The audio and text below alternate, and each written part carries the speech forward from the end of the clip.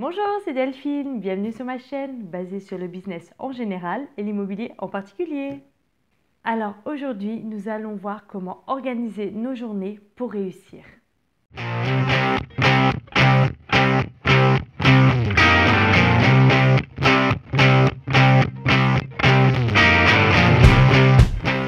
La première chose à faire, il faut se fixer des objectifs et les noter à court, moyen et long terme.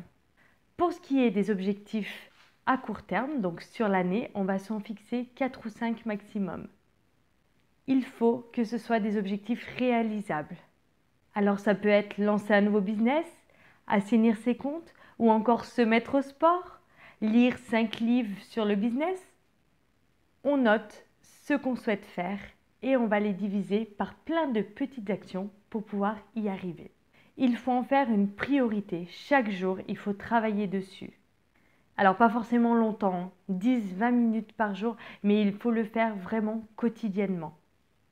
Ça va nous permettre d'avancer petit à petit, mais à la fin de l'année, on aura atteint notre objectif. Pour ce faire, il faut privilégier le matin.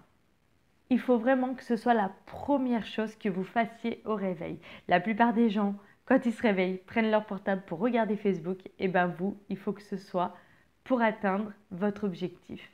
Pourquoi le faire le matin? Parce que simplement, si on attend la fin de la journée, on va être trop crevé ou on va avoir autre chose à faire.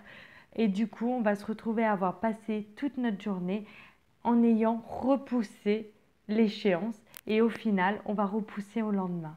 Et c'est comme ça que les objectifs ne sont pas atteints, en les repoussant chaque jour au lendemain. Il faut vraiment que ça fasse partie de notre routine journalière et il ne faut vraiment pas y déroger. Alors il faut mettre en œuvre des actions qui vont faciliter la mise en place de cette routine.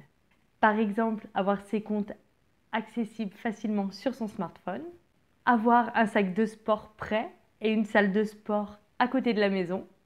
Il va falloir aussi acheter tout de suite les livres qu'on a prévu de lire, comme ça ils sont là, prêts à servir de suite.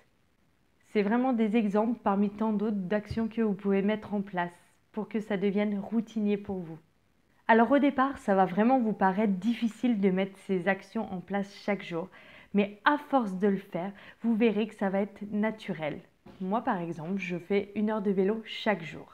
Mais chaque jour, je m'organise pour pouvoir aller faire mon vélo chaque jour à la même heure.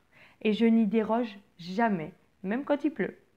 Il faut simplement rester motivé et vous verrez que à force, ça sera naturel pour vous. Voilà, c'est fini pour aujourd'hui. Alors je vous laisse me dire ce que vous en avez pensé dans les commentaires. N'hésitez pas à vous abonner et activer la petite cloche, n'oubliez pas. Et moi je vous dis à bientôt. Bye bye.